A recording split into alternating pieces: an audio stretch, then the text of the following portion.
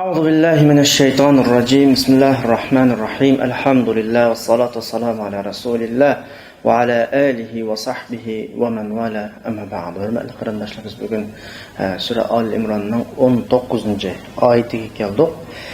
İlgirki ayetlerde Allah Subhanahu ve Taala özünün birlikini, yekkilikini, bütün işlarının Allah'ın idaresi, orunlaştırışı aslı işkellikini ve her işini adil, uygun bir şekilde orunlaştırıldığını cakalagandı. Biz bu haktaki malaikelerin guvalıqı ve ulul ilmi, ilim ilgilerininki guvalıqı ve bunun çıkan mezmunlarını ilgirki derste yekünlegendik. Hem de şu yekünleşinin neticesi, yani Allah'ın bir işkelliği biz kanaat tapqa ekanmiz. Bütün işler Allah'ın illikidi işkelliği kanaat tapqa ekanmiz. Allah'tan başka ilah bulmağa ekan, işlerin hemmisini Allah urullaştığa ekan, evvelen ahiren hemmisi Allah'ın ilkidi ekan. Bizden ta bugünkü kadar yaşap gelgen bütün hayatımız Allah'ın ilkide ve bundan keyinki qaytıdığan kelgüsümüz Allah'ın ilkide, kılgan her işlerimizden sual, sorak ne? Allah'a birimiz, yaxşılık olsa mukafat, yamanlık olsa cezanı kabul kılımız degan bir qanaatga kelgan ekanmiz. Endi Allah Subhanahu ve Taala'dan şu talimatni topshirib olish. Allah'ın bizge bergan talimatı qaysi? Dünyada hayat menhecleri, hayat yollarının qaysi Allah tarafından kabul kılınadigan yol degan mazmunga kelish mantiqiga uygun. Yani 19. ayet del şu mazmunni bizge beriyotdi. İnned-dîne indallâhil İslam ve ma ihtelefellezîne utul kitâbe illâ min ba'di mâ câehumul ilm bagyan beynehum ve men yekfur bi âyâtillâhi fe innallâhe seri'ul hisab. Bu ayet ilgirki mazmundan keyin uygun bir şekilde geldi. Avval ayetni qısqacha bir tercüme qilib o'taylik. Allah'ın nazridagi haqiqiy sağlam bo'lgan, qabul qilingan din islomdir. Kitob berilgan kishilar faqat ilm ularga kelib bo'lgandan keyin haqsizlarcha tajovuz qilish, yuksilish istiki bilan boshqalarga hasad qilish, tajovuz qilish, haqsizlik qilish nuqtasida turib an ixtilof qiladi. Bo'lmasa ixtilof qilmaydi. Mush nuqtada ixtilof qiladi ular. Allah'ın ayetleriga kim kafir oldu iken? Allah hesabını en tez ağıcı. Degenimde qarindaşlar, biz ilgirki ayetlerdeki mazmunlarını anladık.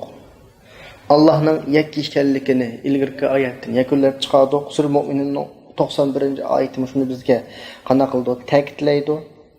Mattaqadallohu min waladin ve ma kana ma'ahu min ilah İzen lezehebe kullu ilahin bima halak ve la ala ba'duhum ala ba'din subhanallahi amma yasifun. Yani la ilahe illallah'ın mezmunu olan ayet. Muş ahvallar bizde kanaat hasıl boğayken hem de biz insan buluş süpütümüz bilen ta bugünkü kadar yaşap kelgen umum ahvallarga nazar taşlap ve bundan keyinki mağdığan yolumuzga nazar taşlap bir yol tutuş doğru kıldı. O yol olsa mı? Allah bu ayet degende inned-dîne indallâhil İslam. Şunda olsa mı? Yani biz asli özümüzden akli noktasında turup, özümüz ahvalga qarab, bu yolunu tepişimiz kerak olgan bu yol ne? Bizge rahmet qilish yüzüdün Allah Subhanahu ve Taala bizge nurgun peygamberlerini avatdi. Peygamberler bizge sebep ma'u, bunun neticesi ma'u. Sen ma ishni qilsang bu netijaga yetib borsa, bu din Allah'ın dini, İslam ma'u hemmini bizge tushundir. Endi ayetdagi inned-dîne indallâhil İslam degan ayetni biz birdan bir izohlab ma'ayli her söz. Birinci keladiganimiz şu inned-dînedagi din. Din degan nima? Din Arapçadagi dana pilisidan yasalib chiqqan söz. Yani Arapçada bu sözün asli yıldızını izlengenimizde birovga qaytish, yani murojaat qilish, o'zini shuningga topshirish, shuning yo'l yo'riqi bilan ish ko'rish degan ma'no chiqadi. Bu bir ma'nosi. Yana bir ma'no mukofot, jazo ma'nosi bor. Birovninki qilgan yaxshi ishlariga yaxshi, yomon ishlariga yomonlarcha mukofot, jazo ma'nosi dinning ichidan chiqadi. Masalan, Surah Fatihada Maliki yawmiddin buni tarjimasiga qarab baqsaq, qiyomat kunining egisi deb ham tarjima qiladilar. Ya'ni dinning Maliki yawmiddindagi dinning jazo ma'nosi asosida shu xil shaklda tarjima qilinadi. Ya'ni inson qilgan yaxshiliklarcha mukofot oladigan, yomonligiga yarasha jazo oladigan bir ma'no. Ya'ni ilgirki ma'no bilan hozirgi ma'noni birlashtirgan vaqtimizda, ya'ni kishi bir dinga ergashdi degan gap, o'zini butunlay shu dinga topshirdi, dinning yo'l yo'riqi bo'yicha ish ko'rdi va buning qarshiligida qilgan yaxshi ishlarga mukofot, yomon ishlarga jazo oldi degan bir ma'noni qana qiladi, shakllantiradi. Endi oyatdagi Allohning nazarida haqiqiy qabul bo'lgan din islomdir degan tarjimadan bizga din bir emaslikka nurg'un dinlarning, ya'ni insonlarda din degan nom bilan insonlar o'tirisida shakllangan hukmlarning borligini ifodalaydi. Sura Kafirunda lakum dinukum valiyadin. Sizning diningiz o'zingizning, mening dinim o'zimning degan ma'noda ifodaladi. Ya'ni bu shu demakki, hayotda, dunyoda Allohdan boshqaga bo'ysunadigan insonlar bo'ladi. O'zini Allohning boshqasining ta'limotiga bog'lagan insonlar bo'ladi. Bular Allohning nazarida din hisoblanmaydi. Valla uni kishilar har qancha din deb atib olsin, Alloh nazarida qabul emas. Faqat Allohning nazarida e'tirof qilinadigan din islomdir. Bu bir nuqta. Undan keyin yana davomlashtirsak, din degan so'z bir millatni ko'rsatadi ba'zi vaqtda. Bir iqlimga ergashib bir millatni. Bu bir yana birisi ahkomlarni tatbiqlash ishlariga din degan so'z ishlatiladi. Yani mesela mümin dini qoida, qonunlarni tatbiqlash uchun mangan bo'lsa, bu normalde shariat deb ataydik.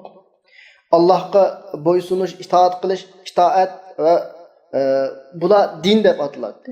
Yani mushlarning hammani xulosalab millat degan nom bilan atiladi. Demak, dinningki qo'llanish taraflari bir qadar ko'p.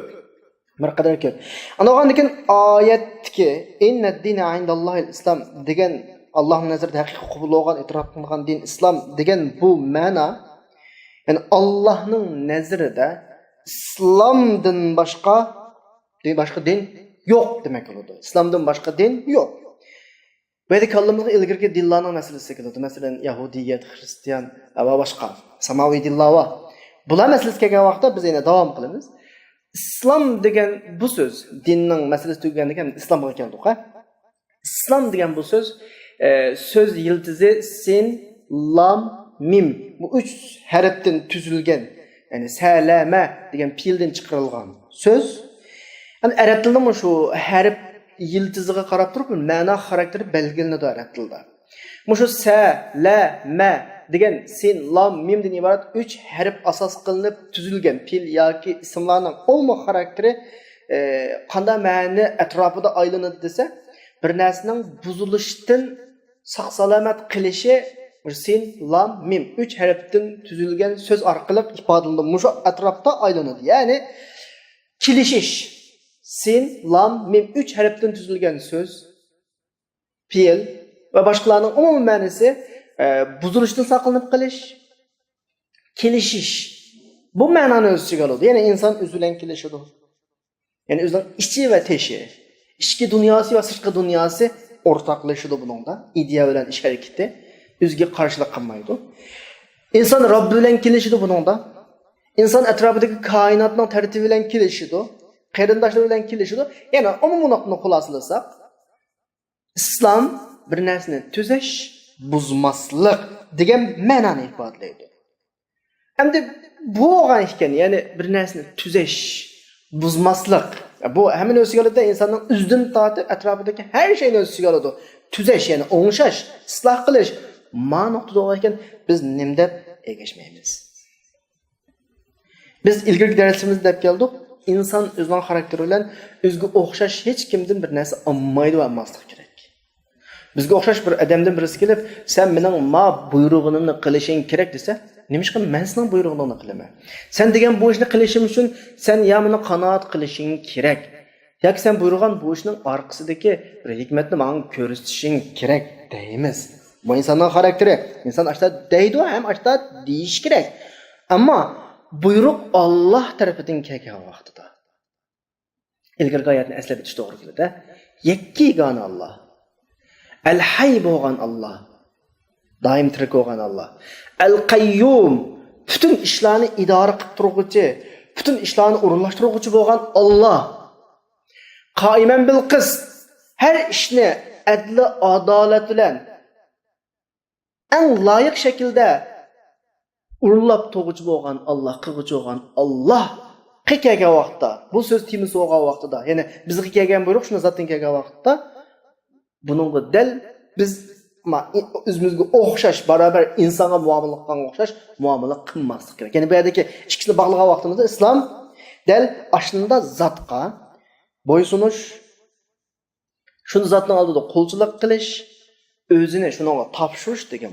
Ham bu yerdagi qo'lchilik, bo'ysunish, o'zini topshirish normalda biz insonlar o'tirib ishlasak bir xorliq. Lekin bayat degan sifat egisi bo'lgan Alloh babaga kelgan vaqtda bu bir izzat. Bu bir izzat. Qanday izzat? Chunki biz bayatdan tilga olgan sifatlar egisi bo'lgan zotga biz bo'ysunyapmiz. O'zimizni ashunda buyuk bir zotga topshiryapmiz. Bu zot bizga shunday bir ta'limotni avatdiki, bu ta'limot ne aldıdan ne keyinliğe gelgen hiç nimenin tesiride bozulmaydı. Aldı keyinden hiç kadar batıl gelmeyin. Yani Allah yekkigen oğayken, bütün işlerini orunlaştırıp toğucu oğayken, daim hayat toğucu oğayken, adaletini berpa kılıcı oğayken, ben bir bendi bulus bütün bilen, izzetle, şeref bilen, gurur bilen, pekir bilen durup, onun kolcuna kılışım gerek. Çünkü ben bütün kainatning üstündeki zatqa ergishayotgan bo'laman. Bütün kainatning üstündeki zatqa itoat qilgan bo'laman. O'zim bilan teng bir bandiga, ya bir insonga bo'ysunadi. Agar o'zim bilan teng insonga bo'ysunib qolsam, bu men uchun xorlik bo'ladi. No'g'anda islom degan nima desa, ya'ni aslama, bir odam musulmon bo'ldi degan vaqtimizda, vaqtdagi islomga kirdi degan vaqtdagi bu ma'no nima desa, bu odam kelishdi degan bo'ladi. Kim bilan kelishdi? O'zi bilan kelishdi. Ichki, tashqi dunyosini, ichki bir sistema qachilaydi. Islomga kirdi degan gap, ichki dunyosi bir sistemlashdi degan gap. Ondan keyin islom odamning shu sistemaga amal qilishni talab qiladi. Tashqi dunyosi, hayoti, turmushi shunga o'xshash inson o'zi bilan kelishdi. Atrofidagi kishilar bilan kelishdi. Dunyoning bizga xizmat qiladigan sistemasi mushakkilda o'rinlashtirilgan. Inson buni bilan kelishidi. Eng buyuki Robbi bilan kelishidi. Inson o'zini o'ziga qarshi keladigan bütün narsalardan xalos qilgan bo'ladi. Insonning oldida faqat va faqat bir narsa qoladi, u o'smi Allohning yo'li, Allohning rizoligi. Undan boshqa hamma narsa insonning hayotida tugaydi. Inson bir sistemaga kiradi. Alloh subhanahu va taolo bu xil holatni tasvirlab Sura Zumarninki 29-oyatida daraballohu masalan rajulan فيه شركاء متشاكسون ورجلا سلما لرجل هل يستويان مثلا الحمد لله بل أكثرهم لا يعلمون. İki adamın misalını keltirdi. Bir adam bir neçe xo'jayinning xizmatkori. Bu bir neçe xo'jayin bu odamni tanishidi. Birisi onu qil deydi, yana birisi qilma deydi. Birisi o'ngga buyursa, birisi so'lga buyuradi. Bu adam rahatmi? Yoki rajulan salaman li rajulin, bir odamga xos bir xizmatchi bor. Buning ichki dunyosi, hayoti, ruhiyati rahatmi? İkisi tabiiy barabar emas, buni o'ylab baqsaq bo'ladi endi. Ko'p xo'jayinning xizmatkor bo'lgan odam bilan xo'jayini bir bo'lgan odamningki ahvoli qanday bo'ladi? Inson hayotda bu yo'ldan boshqa yo'lni tanlaganida uni taraflarga buyuradigan buyrug'uchi ko'p bo'ladi. İchki havoy havas bir yerga buyuruydi, sirtqi qonun bir yerga buyuruydi, o'zi qilayotgan bir yerga buyuruydi. Buning da ajoyib bir to'qinish hayoti, to'qinish ichida o'tadi. Ichki dunyosi boshqa, duch kelayotgan realligi boshqa, atrofidagi muhit boshqa, yashayotgan jamiyatining talabi boshqa. Bu bir xil to'qinish, iztirob ichida yashagan hayot. Endi bir xil sistemaga kirgandan keyin ichki dunyosi shu sistem bilan programmalandi. Amaliy qilayotgan ishi shu sistem bo'yicha mangdi, jamiyati, atrofidagi har kishilar va yashayotgan muhitning uningdan talab qilayotgan hammasi bir xillashdi. Robbi uningdan rozi bo'ldi, u Robbidan rozi bo'ldi. Sizlarcha qaysi rohat, qaysi huzur, qaysi? Buni har aql egasi o'ylash kerak, ammo insonlarning ko'pinchisi bu ahvolni o'qimaydi. Aktsaruhum la ya'lamun.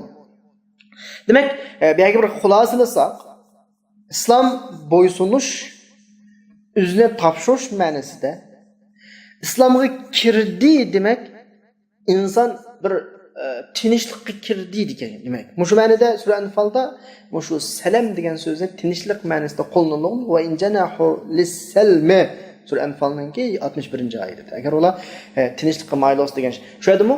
Salam, islomning yildizi bo'lgan salam degan so'zni tinchlikka ishlatilgan. Ya'ni bu tinchlik demaklik yani. Ya'ni bu yerdagi bo'ysunish, islomdagi bo'ysunish tekrar davatimiz buni sana o'xshash bo'lgan biriga bo'ysunmayotsa, balki sendan buyuk bo'lgan birisiga bo'ysunmayotsa, seni yaratgan birisiga bo'ysunmayotsa, seni hozirga qadar butun narsalar bilan ta'minlayotgan birisiga bo'ysunmayotsa va bundan keyinmi kelgusiga ega bo'lgan bir zotga bo'ysunsa, demak inson musulmon bo'ldi degan gap. Musulmon bo'ldi degan gap. Bu bunun çoxum bir narsaga erishdi. Bu musulmon bo'lishning natijasiga qanaqa qiladi? Erish olsa-mu savab Allohdan oladigan ajr oladi. Chunki buning kelgusi shu zot ega. Shu inna dina indalloh islom degani, kelgusiga nisbatan bizni eskartyapti. Sizning hozir qoldiqning hammasiga Alloh ega bo'ldi ya, kelgusiga Alloh ega. Malik yawmiddin qiyomat kunisiga Alloh ega. Unda bo'lgandan keyin sen kelgusini kafolatga qilish uchun mushu kelgusini egasi bo'lgan Allohga bo'ysun, o'zingni Allohga topshir. Chunki kelgusida e'tirof qilinadigan faqat islom. Savob beriladigan faqat islom. Herkes o'ylab qolmayki, mallam agashgan din o'xshaydi deb, Odam alayhisalomdan tortib butun ilgirki o'tgan ummatning hammasi agashgan din mushu. Sura Baqaradanki 128-oyatida Ibrohim alayhisolatu vasallam o'zining agashgan dinini tasvirlab nima deydi? Robbana vaj'alna muslimayn laka va min zurriyatina ummatan muslimatan lak. Muslimayn mashakil ifodalayotdi. Bizni o'zlariga bo'ysunadiganlardan qilslar. Bizning avlodimizdan sizlarga bo'ysunadigan bir ummatni chiqarsa, muslima degan shaklda ifodalayotdi. Yaqub alayhisolatu vasallam ballarga qilgan so'zda mashakil ifodalayotdi. Allah bunu hikoya qilib Sura Baqaraning 133-oy. Am kuntum shuhada iz hadara Yaqub al-maut. Yaqubga o'lim hozir bo'lgan vaqt, sakratga tushgan vaqtda iz qala li banihi ballarga shunda dediki, ma ta'buduna min ba'di. Mendan keyin nimaga ibodat qilasizlar? Qalu na'budu ilahaka va ilaha abaik. Sening va sening ota-onangning ilohi ibodat qilamiz. Ibrohim va Ismoil va Ishoq ilaha vahid. Bu iloh bir iloh deb bo'lib va nahnu lahu muslimun. Biz o ilahga bo'ysunamiz, muslimun degan shaklda ifodalanadi. Undan boshqa sura An'amninki 161, 162, 163-oyatida payg'ambar alayhisolatu vasallamga qo'l degan buyruq bilan qana qilib Ibrohimning diniga agashganligini deb kelib oxirisida va ana avvalul muslimin deb payg'ambarlarga o'g'itib o'tdi. Yani demek 5 İbrahim Aleyhisselam'dan ta ahirki peygamber Muhammed Aleyhisselam'gıca sallallahu aleyhi ve sellem bütün peygamberlerin hemmisinin ergişiyotgan dini İslam. Yani İslam ümmet tarihida keng kölemlik hemme ümmet ergişken bir din. Müslümanlar degan söz ümmet tarihida keng kölemlik umumlaşkan bir söz. Qandaqdır İslam? Bizning peygamberimiz Muhammed sallallahu aleyhi ve sellem qılan bağlanğan yoki ummati Muhammadiyaga xos bo'lgan bir din emas. Ammo belki farq nima onda ilgari ko'rmalar bilan bizningki degan vaqtimizda musulmonlik islom ilgari ummatning sifati. Ular bizga o'xshash Allohga qo'ysinadi. O'zini Allohga topshirdi. Allohning ta'limotlarini hayotida tatbiqlaydi. Bu bir ahvol. Ammo ummati Muhammadiya ilgirki ummatlarning hammasidan xulosalanib kelgan bu dinni qiyomatga qadar davomlashtiradigan bir alohidlikka ega. Ummati Muhammadiyning alohidligi. Unda chunki ilgari payg'ambarlar zamon, makon va millat xarakterlik. Ma'lum bir zamon bir payg'ambarning vazifasi, ma'lum bir millat, ma'lum bir makonga xos. Ammo ummati Muhammadiya, ya'ni payg'ambar alayhisalom din boshlangan musulmonlar vazifasi shu tarixdan tortib davomlashib kelayotgan bu islomni qo'lga elib ta qiyomatga qadar davomlashtiradigan bir vazifani ustiga olgan. Bu nuqtadan davomlashtiradigan eng xulosasi, eng javhari, butun hammasining eng oxirgi nuqtasi bu nisbat bilan islom va musulmon degan bu nom ummati Muhammadiyaga ism bo'lib qo'yilgan. Ilgari ummatlarga sifat bo'lib qo'yilgan bo'lsa, islom musulmonlik ilgari ummatlarning sifati bo'lsa, ammo islom musulmonlik bizning, ya'ni payg'ambar alayhisalomdan keyingi biz ummati Muhammadiyaninki ismi. Ularmi musulmon, bizmi musulmon. Ular musulmon, bizmi nima? Musulmon. Masalan, bu ism bizga ilgari ummatlarda sifat shaklida davom qilgan dedik ya, bizga ism shaklida qo'yilgan. Sura Hajninki 78-oyatida "Vajahidu fillahi haqqa jihadihi" degan oyatni davomlashtirganimizda "Va ma ja'ala alaykum fid-din min haraj" deb kelib, sizlarga dinda hech qanday bir qiyinchilik belgilamadi Alloh. Bu din, bu sizlarga shotgan din millati abikum Ibrohim. Dadanglar, atanglar Ibrohimninki tutmanga yo'li shu deb bo'lib, "Huwa sammakumul muslimin." U sizlarni musulmon deb ism qo'ygan sizlarga. Demak, islom, musulmonlik bizga ism bo'lgan. Ular sifat bo'lgan. Bu shuni ifodalaydi-ki, ummati Muhammadiya Allohga o'zini topshirishda, Allohga bo'lgan bo'ysunishda eng chekiga yetgan bir ummat. Eng voyaga yetkazgan bo'ysunishni, vazifani eng yuqori chekda qana qilgan, o'rinlagan. Buni texnik tushuntirishni mana bir tushuntirib qo'yaman sizlarga. Allohning Alloh degan ismi bor. Buni hamma bilasizlar. Va boshqa sifatlari bor. Hay. Masalan, hay desa Alloh menga tirik. Azali va menga tirik ham der. Avvalan oxiran Alloh tirik. Ammo hay degan bu so'z Allohning sifati, Alloh degan bu so'z Allohning ismi. Ya'ni Allohda haylik sifat menga bor. Buni o'xshash gap.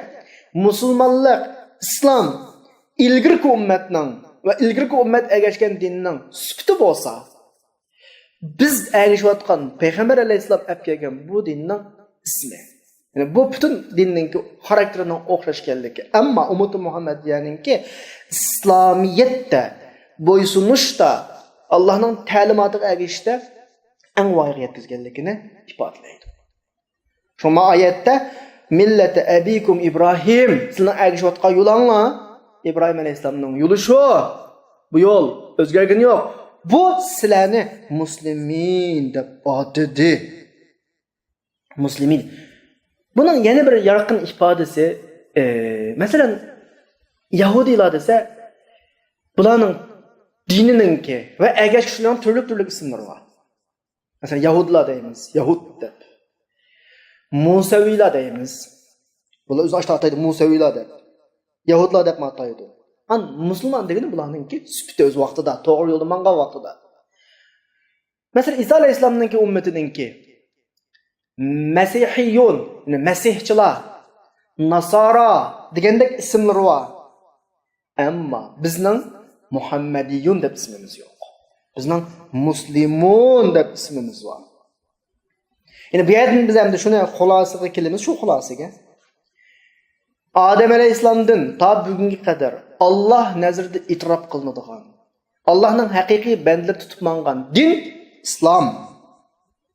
Ammo islom ummati Muhammadiyada eng go'zal, eng voyaga yetgan shaklda o'rtaga chiqarilgan. Shu yesidan islom, musulmonlar degan so'z ilgirki ummatlarda sifat shaklida qo'llanilgan bo'lsa, bizda ism shaklida qo'llaniliq. Ya'ni eng oxirgi gapimiz shuki, bu oyatdagi Allohning nazarida e'tirof qilingan din islom degani shu. İbrahim alayhisalomdan tortib ta Muhammad alayhisalomgacha Allohning ta'limotiga bo'ysungan butun millat musulmonlar. Tutmangan yol İslam. Allah bunu qabul qiladi demekçi bu yerda. Ondan keyin oyatga qayta qaraylik. Oyat bizga inna dina indallahil islam. Allah'ın nazarida qabul bo'lgan din islom deb bo'lgandan keyin nihoyatda muhim bo'lgan negizlik bir masalani o'tirib qo'yadi. Davotdi. Ve mahtalafellezina utul kitabe illa min ba'di ma ja'ahumul ilmu bagyan baynahum. Biraz aldığı menişimiz gereken, yani biz bunu biraz aldığı tartışımız gerek. Biz dep keldik. Biz itaat kılıvatkan zat la ilahe illa huve boğan zat. El hayy boğan zat. El qayyum boğan zat. Qaimen bil qist boğan zat. Demek egjidigan ilahimiz bir. Bizge düşürülgen kitap, Kur'an boğan kitap. Bu egjivatkan dinimiz İbrahim Aleyhisselam'dan tatip ta hazır kadar egjivatkan din şu. Yani ilahimiz bir. Kitabımız bir, tutmangan yolumuz bir. Hem öyle Müslüman, hem öyle özümüzünü Allah'a tapşağan, Allah'a boysunudgan kişiler. Onda olsa ixtilaf nereden çıkıyor? Bu kadar derecede boğan bu yolda ixtilaf nereden çıkıyor? Sebep nerede? Acaba yeni bir ilah ortaya çıkıp ben mi ilah da ortaya çıkaldı mı? Yok. Biz ixtilaflaşkudek. Yeni bir peygamber kelib bizga kelgan peygamberlerden başka bir talimatni o'tirib qo'ydi mu? Yo'q. Yeni bir kitap Allohning kitobi deb da'vo qilib o'tirib chiqdimi? Yo'q. Ana o'z ixtilof nerede? İxtilofning manbasini Alloh subhanahu va taolo bizga oyatda ko'rsatib beryapti qarindoshlar. Yomonlikning manbasini bizga oyatda ko'rsatib beryapti. Sarg'otning yiltisini bizga deb beryapti. U nima deyapti? Deydi o ki ayette وَمَا اخْتَلَفَ الَّذ۪ينَ اُوتُوا الْكِتَابَ اِلَّا مِنْ بَعْدِ مَا جَاءَهُمُ الْعِلْمُ بَغْيًا بَيْنَهُمْ. Ayette kitap verilgen kişiler, yani size bizge okşaş. İlim ulağı kep boğandın kiyin ixtilaf kıldı davatıdı. İlim degen imanda olsa.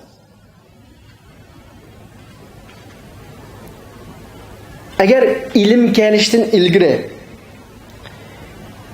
bilmey qilib, uqmay qilib bular ixtilaf qilgan bo'lsa, datalashgan bo'lsa, tamam, özür bersek bular o'g'iydi. Chunki bilmaydi dedi. Lekin bular hamma narsani bildi, uqdi, kitob berildi. Andos bular özürlik emas. Andos masala nerede? Özgergen nima bor? Biz erişatkan zatның birlikке özgermedi. Erişatkan yolumuzdan İslamlıqı, ilgili peygamberlerden tanıp ta hazır kadar yolunun bir ikenlikке özgermedi. Kitap özgermedi. Özgürvatkan nima bor? Özgürvatkan narsa del ko'ngildagi havoyi havas, xohish va undan chiqqan yomonlik. U olsunmi? Oyatning nima qilgandi? Bag'yan baynahum. Bag'yan baynahum. Mesela çoğu yerini küçültken vaktimizde, mesela Peygamber Aleyhisselam kelgan vaqtda ahli kitap Yahudi bir kitap ahli buluşup bilen bir-biriga iman etdi, bir-biriga iman etmedi. Bunun uzun bir ixtilof. Bu çoğunluk noktadan aytgan vaqtimizda. Ahli kitap ishida hammasi o'xshamaydi. Sura Al-Imronda 114-113 oyatlarda ahli kitap nisbatlab laysu sawa min ahli al-kitab ummatun qa'imatun yatluna ayatillahi ana al-layli wa hum yasjudun. Ahli kitap hammasi o'xshamas. Bular kechilleri Allohning oyatlarini tilovat qilib qiyam qiladigan, sajda qiladigan, ma'qillar bu xil shaklda tasvirlaydi bularni. Bularni Alloh qutqazgan, Payg'ambarga iymon etgan. Bu yo'l chunki bu yo'l ularning aslidagi yo'li shu. Ular aslida qo'shib olgan, o'zgartib olgan yerlardan boshqa hammasi aynı yo'l. Chunki Ibrohim alayhisalomdan tortib hozir qadar yo'l o'xshash. Bular ergashdi. Ammo ergashmaganlar oldu. Bu cho'ng nuqtadan qaragan vaqtimizdagi ahvol. Endi yine o'zimizning ichiga qarasak, masalan, musulmonlar deyli o'zimizni. Bir dinga kirib bo'lgan bugungi ahvolimizga qarata da'vat etaman-ku. Ergişiyotgan ilahimiz o'xshash, payg'ambarimiz o'xshash, kitobimiz o'xshash, yo'limiz o'xshash. Masala nereden chiqadi? Masalan, nima eng muhim narsa? Kitob bizga o'xshash insondan kelmadi. Hammaga qadar Alloh tarafidan keldi. Payg'ambarlar Alloh tarafidan avatildi. Manhaj Allohning manhaji. Manhaj o'zgarish yo'q, manhaj Qur'on o'zib ketgan yeri yo'q. Hozir qarab bir har bilan bo'lmay qanaqa saqlanayotdi. Dinning asli mohiyatini to'liq tushunamiz biz. Bu darajada masalalardan chiqqan. Qani buyoqqa kelishning oldida biz shu oyatlarni birdan bir tahlil qilib boqaylik. Va maqtalafallazina utul kitaba degan kitob, ya'ni Qur'onni ifodalaydi. Qur'oni Karimda Qur'on ifodasi nurg'un sifatlar bilan, ismlar bilan ifodalanadi. Ba'zi yerlarda kitob deb kelsa bu Qur'on bo'ladi. Ba'zi yerlarda Qur'on degan so'zmi Qur'on bo'lib keladi. Ba'zi yerlarda Furqon degan so'z bilan keladi. Bu shu merdagi kitob Qur'onni ko'rsatadi. Diqqat, ya'ni oldimizda Qur'on bor. Çoğunluktan qarasak, Hristiyan ahli kitoblarga selishtirib nimishqa bular, bunga ergashmaydi deyilsak, ichiga kirsek, biz oldimizda Qur'on bor. Diqqat. Undan keyin ilm kelib bo'lgandan keyin degan bir gap bor. Men boya az ilgari ilm degan nima deb bir savol so'radim. Ilm degan nima? Hozir so'rayman savolni.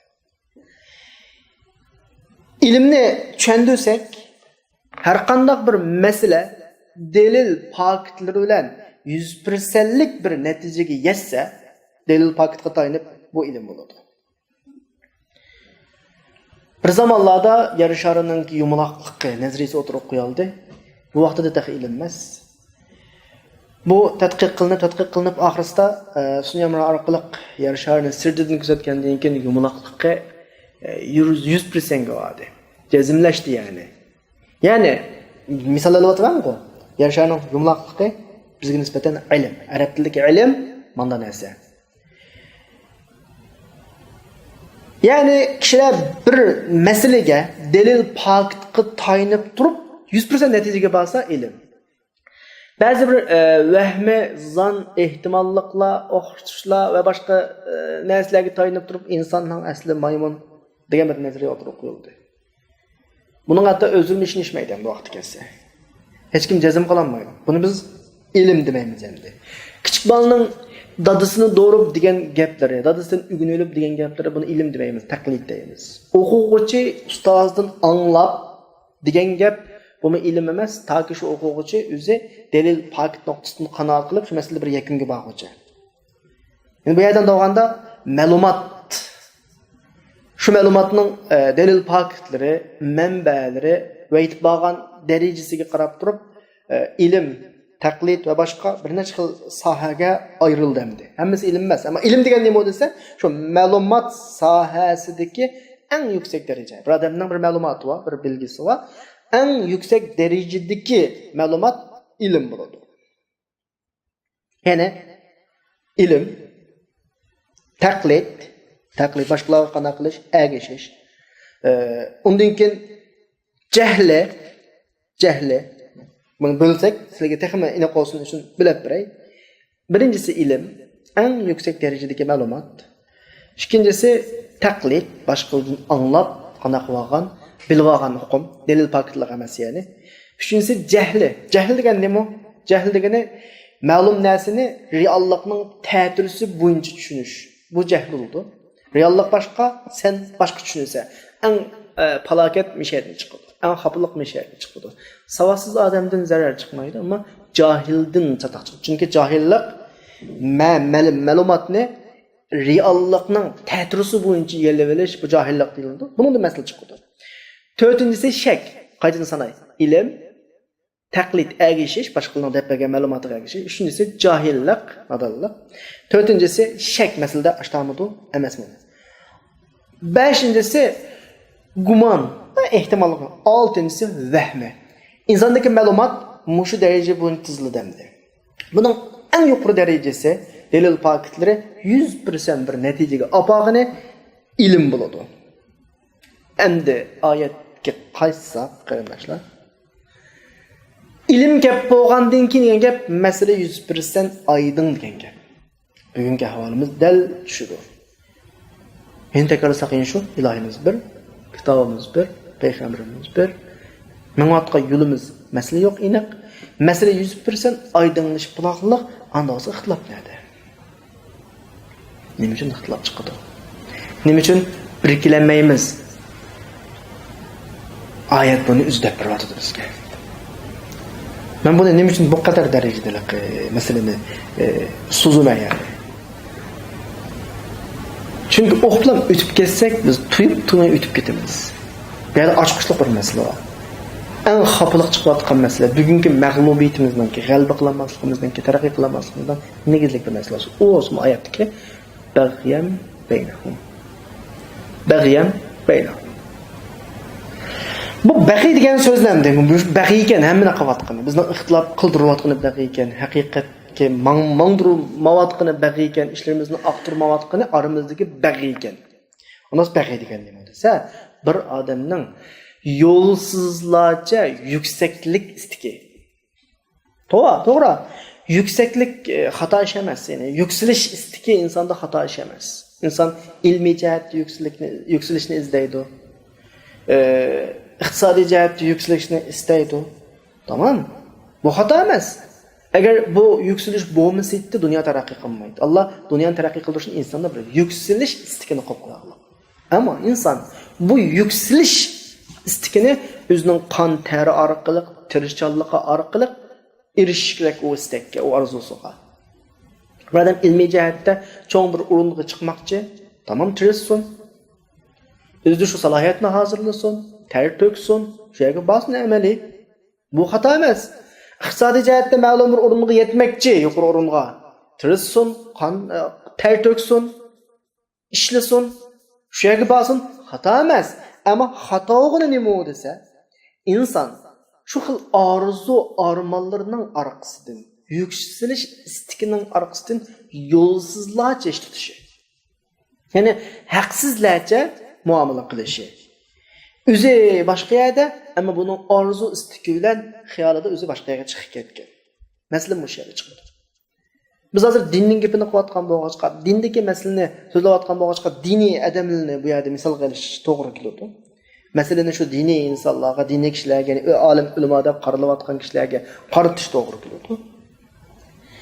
Ya'ni dindagi bu ixtilof, diniy kishilar o'rtasidagi bu ixtilof diniy kishilarningki yo'lsizlarcha yuqoriga o'rlash, yuksalish istiki tufaylidan bo'ladi. Bu istakning turtkisida haddan oshadi. O'zining chek-chegarasini bilmaydi, o'zining haddini bilmaydi. Masalan desak bir fatvo. O'zi fatvoni o'ziga da'vo qiladi, men fatvo beralayman degandek, amniyatli loyiqamiz.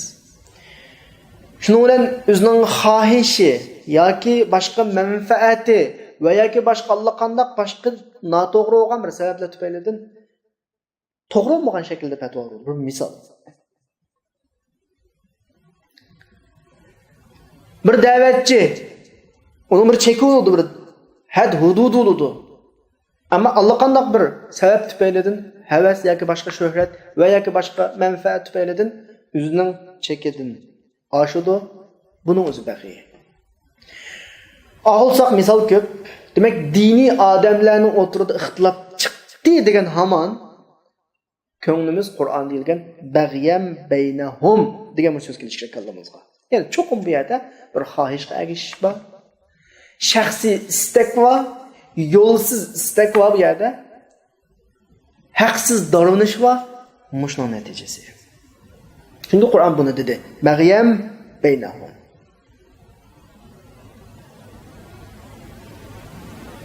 Allah subhanahu va taolo oyatlarni ikki xil tushirib, birisi muhkam shaklda.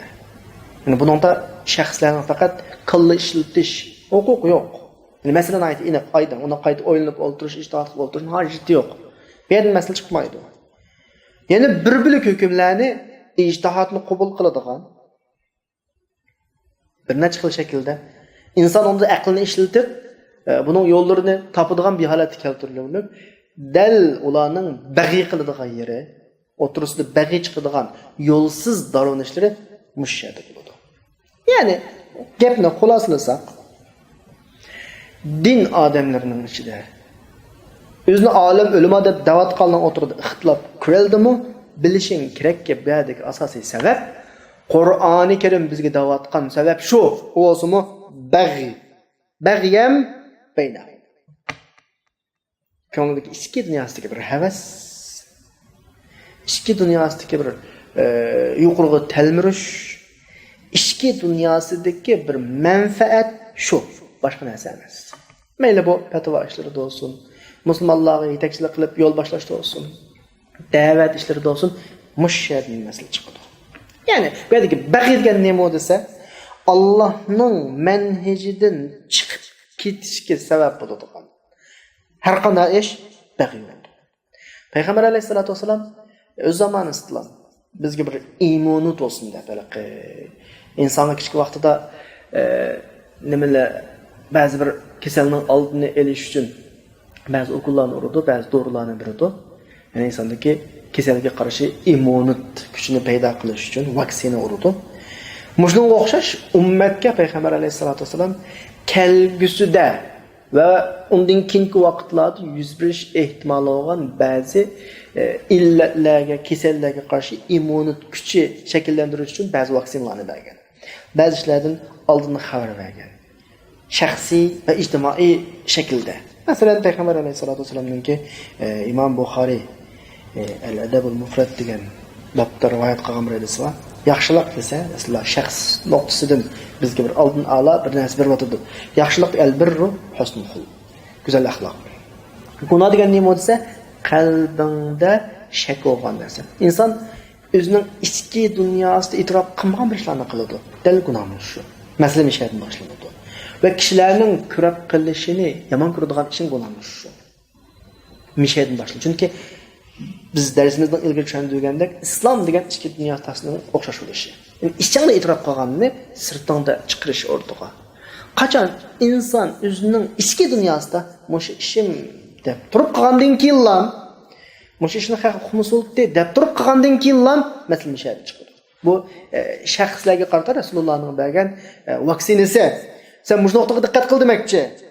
Undan boshqa payg'ambar alayhisalom boshqa hadislarda yana al-birru ma sakanat ilayhi an-nafs. Yaxshilik degan nima bo'lsa, qalbing huzur topgan ish. Qalbingda rahat qabul qila olgan ish yaxshilik. Qalbing rahatlangan ish. Gunoh degan nima bo'lsa, qalbing sokin bo'lmagan. Huzur topolmagan ish. Bu gunoh deb bo'lib hadisning oxirisida. Bu hadisni Imom Ahmad rivoyat qilgan. Hadisning oxirisida sana fatvo bergan taqdirdimi deb bir og'iz gapni qo'shib qo'ygan Rasululloh. Fatvo bergan degani boshqa bir ishlarning bo'ladiganligini Rasululloh bizni eskartib. Chunki boshqa bir o'zining xohishiga ergashadigan, manfaat qo'g'ilishadigan, nom shuhrat qo'g'ilishadigan, mayli qaysi sabab turkisida bo'lsin, asli Allohning manhajidan chiqib ketadigan bir kishilarning baliqini Rasululloh bizga deb berdi. Bu bizga nisbatan shumxa emas, balki bizning osh ishlarga nisbatan oldin a'lo tayyorlik qilishimiz uchun. Chunki dinni tutib manganlar shuni bilish kerakki, din davomli bir xil bo'lmaydi. Ba'zida yuksiladi, ba'zida cho'kadi, ba'zida sinoqlarga duch keladi. Agar biz bashdagi hissiyotlanmasak, umidsizlanib qolamiz. Abi tugashdi bu ish deb qolamiz. Ammo Rasululloh bizga yuqoridagi hadislarga o'xshash boshqa hadislar borda bizga immonat kuchi berib, manda ahvol bo'ldi. O'zi fatvochi deb qarayotganlarning manda fatvo berdiganlar chiqadi. Din ahli deb qarayotganlar manda odamlar chiqadi. Anda fitn chiqadi, manda fitn chiqadi. Bizga qanday quvvatdi shu nuqtalarning hammani eskartib bizga immonat kuchimizni oshiryapti bizga. Oldin ola ideya jihatdan tayyorlik qildiryapti bizni. Chunki dinga da'vat, fatvo, bu ishlar insonlar davomli muhtojligini ashlar. Bu kishilarda masala chiqdi degan gap odamni umidsizlantirdi bu dindan. Qur'oni Karimda ko'pincha vaqtda yastaftuna degan iborat ko'p. İnsanlar davomli ehtiyoj bo'ladi. Hatto payg'ambar zamonida Rasulullohdan fatvo so'raydi. Kishilar musulmon bo'lib bilan din ishlarini fatvochilardan oladi, da'vatchilardan oladi, ulamo oladi. Endi mushlardagi masala bag'yan bayna. Buningdan eskartadi Qur'on, payg'ambarlar hadislarda eskartadi. Texmo echinishliq vujudimiz titrab ketadigan, yuraklarimiz sep ketadigan bir mazmun oyatning oxirida keldi qarindoshlar. Bu shunday bo'lgandan keyin oyatning oxirisida va man yakfur bi ayatillah. Oyatni yuqoridan tushunib kelib, mushakiga vaqtda vujudimiz titrishi kerak. Qo'rqinchdan. Chunki yuqorqi biz degan illatlarning hammasi bizni musulmon da'vatgan, bizni olim ulamo da'vatgan, millatning yetakchisi, musulmonlarning yo'lboshi da'vatgan kishilar o'tirib yuz berdi ya. Ammo Alloh bu ahvollarni nimda sifatlayotdi? Va man yakfur bi ayatillah degan iboralar ifodalayotdi. Allohning oyatiga kofir bo'lganlar deyapti. Oyatning oxirida. Bu qadar ig'ir shaklda tasvirladi Alloh. Kim u kofir bo'lgani? Oyatning oxirisi bu. 5-avo. Bu yerdagi Allohning oyatiga kofir bo'lish degan mush hukm nega boradi ilgirki mazmunga? Tabiiyki bag'yan baynahum. Yuqorida biz tushundirgandek istak, xohish tufaylidan dinda ixtilof qilganlarningki ahvoli bo'ladi. Tabiiyki biz ularni kofir deyamsakmi, bu bir Alloh tomonidan ogohlantirish, kufrlik iborati bu. Favqul adda eskartish. O'zimizning shaxsiy manfaatini deb Allohning ahkomlarini ushlamasligimiz kerak. Shaxsiy manfaatimizni deb, orzu, armon, istaklarimizni deb, moddiy, ma'naviy manfaatlarni deb bu yo'ldan chiqmasligimiz kerak. Agar shunday ahvol bo'lib qolgan bo'lsa, Alloh va man yakfur degan ogohlantirishdan boshqa yana bir ogohlantirish bo'lyapti oyatning oxirisida. Nima deyapti? Fa innalloha sari'ul hisob. Allah hesabni baktis qiladi. O'ylash mumkin. Qiyomat kunida. Balkim sening qiyomating cho'ng qiyomat bo'lishidan ilgari bo'lishi kerak. Ashta bo'lishi mumkin. Sen ahvolga qaraysanda, ishlar qiyomatda qoladi. Tahi qiyomatning kichik alomatlari ko'randa, cho'ng alomatlari tahi ko'rinmaydi. Bir xil xotirjamlik bor senda. Ammo Alloh sana askarchish berib deyapti, sari'ul hisob. Yani senin qiyomating cho'ng qiyomatdan ilgari bo'lishi mumkin. Yo'lda ketyapsa, qatnash hodisga buni qutlan ketishi mumkin. Tuyuqsiz bir kasallik bilan ketishi mumkin. Hisob sendan dunyoda elinishi mumkin oxirat ko'rishdan ilgari. Bu Allohdan bo'lgan eng ig'ir bir eskartish. Har bir musulmonlarning oldiga chiqqan, musulmonlarga yetakchi bo'lgan, o'zini dindor da'vatgan, o'zini olim, ulamo da'vatgan, o'zini mufti, da'vatchi da'vatganlar bu nuqtani asla chiqarmaslik kerakki, sen o'ylaganda ko'rmaslik mumkin o hisob masalasi. Sen cho'ng qiyomatga qarab qolgan bo'lishing mumkin, sening qiyomating oldirib tez kelishi mumkin. Bu nuqtada hamma bilan o'yg'oq, sezgir, her daim ko'z oldimizda, beshimizda bizni kutib turayotgan xatoliklarımızning jazosi bordek bir xil tuyg'udan turishimiz kerak. Chunki Alloh naydi ig'ir eskartdi. Va man yakfur birisi kufr iboratini ishlatgan bo'lsa, yana birisi sari'ul hisob, hisob qiyomatga qolmasligi mumkin. Bugun bir ish mumkin, erta bir ish mumkin, hisobing pek ig'ir, ichinishliq bo'lishi mumkin. Alloh subhanahu va taolo hammamizni oramizdagi bag'iy tufaylidan havoy havaslarimizning keyniga kirib ketish tufaylidan ixtiloflashadigan, din yo'llarini taqaydigan, din yo'llarini taslashtiradigan, din yo'llarini chetmaydigan bu ishlardan saqlasin, o'zining to'g'ri yo'liga boshlasin, o'zi eng yaxshi ko'rgan holatlarda qilsin. Bugungi darsimiz mushada oxirlashdi. Inshaalloh munosabatlik, buni munosabatlik kimki mazmunlarni biz 20-oyatda kelasi darsimizda davom ettiramiz. Hammalarni Alloh omonat qildi. Assalomu alaykum va rahmatullohi va barakatuh.